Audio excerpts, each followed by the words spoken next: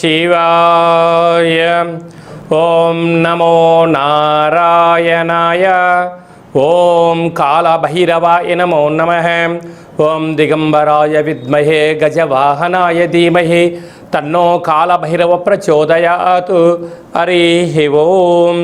మా ఛానల్కి స్వాగతం. చూస్తున్న వీక్షకులకు ప్రేక్షకులకు ప్రియ కాళభైరవ భగవద్బంధుకి స్వాగతం పలుకుతూ మమ్మల్ని ఎంతగానో ఆదరిస్తూ ఉండబడినటువంటి ప్రియ సోదర సోదరీమణులకు, జ్యోతిష్య అభిమానులకు, సనాతన ధర్మ సంరక్షకులందరికీ కూడా ఆదివారం అమావాస్య సందర్భంగా, మిగులు సోమవతి అమావాస్య సందర్భంగా ఎలాంటి విధి విధానం పాటించాలి, అఖండమైనటువంటి అష్టకష్టాలకు స్వస్తి పలుకుతూ 8 సంవత్సరాల తర్వాత అధిక జ్యేష్ఠమాస అమావాస్య సందర్భంగా ఎలాంటి విధి విధానం పాటించడం వలన రాజయోగం కలిగి నరదృష్టిని, శత్రు ప్రభావాలను ఎలా తొలగించుకోవాలో సవివరంగా సంపూర్ణంగా తెలుసుకుందాం.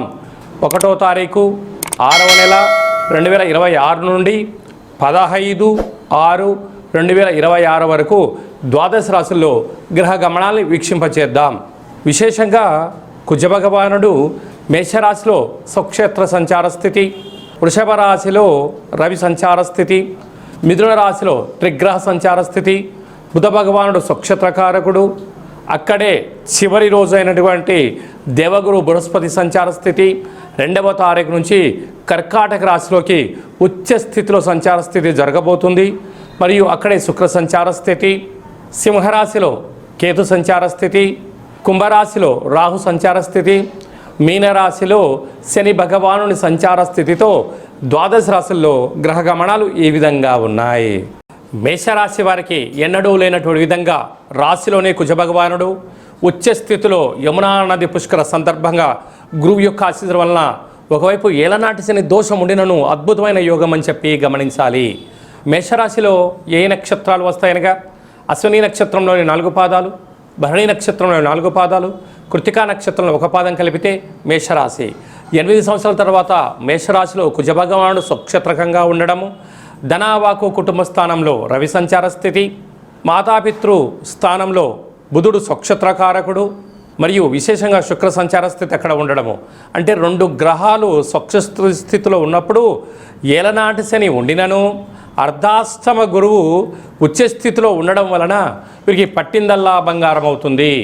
విద్య, ఉద్యోగ, వ్యాపార, సేవారంగ కార్యక్రమాలలో ఒడిదుడుకులు ఉండినను ఓపికగా ఉండండి. పట్టుదల, సహనమే విజయానికి తొలిమెట్లుగా భావించండి. విశేషంగా శత్రువులను పెంచుకోవద్దు. దూరవాయు జల ప్రయాణాలు చేసేటప్పుడు అనేక రకాల ఆటంకాలు పొంచి ఉన్నాయి కనుక సమయస్ఫూర్తి, వినయ విధేయతలతో జీవితాన్ని ముందుకు తీసుకెళ్ళగలగాలి అని చెప్పి జ్యోతిర్విజ్ఞానం తెలియజేస్తుంది.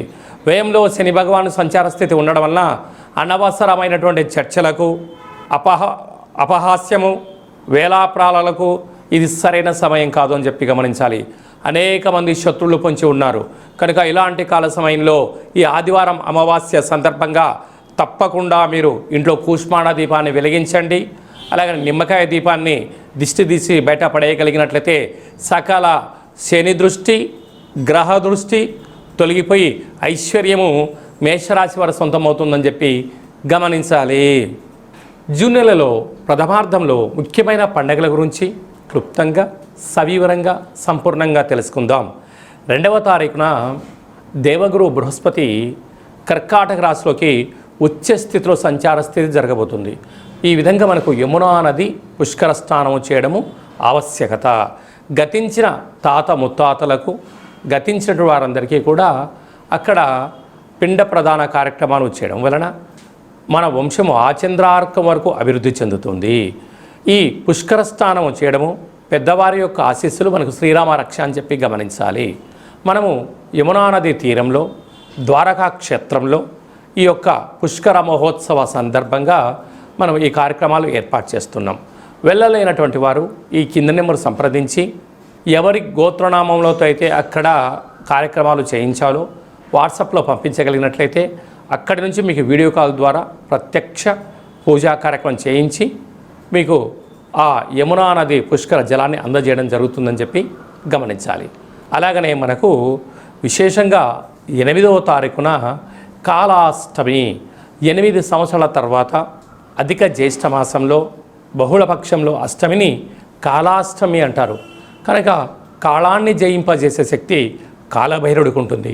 కాలభైరవుడి యొక్క స్మరణ ధ్యానము ఉత్తమమైనటువంటి జీవితానికి స్వాగతం పలకవచ్చు అని చెప్పి గమనించాలి. 13వ తారీఖున శని త్రయోదశి. ఆ శని భగవాన్ యొక్క స్మరణ ధ్యానము దీపము అభిషేకం వలన శని దోషాలు తొలగిపోతాయని చెప్పి గమనించాలి.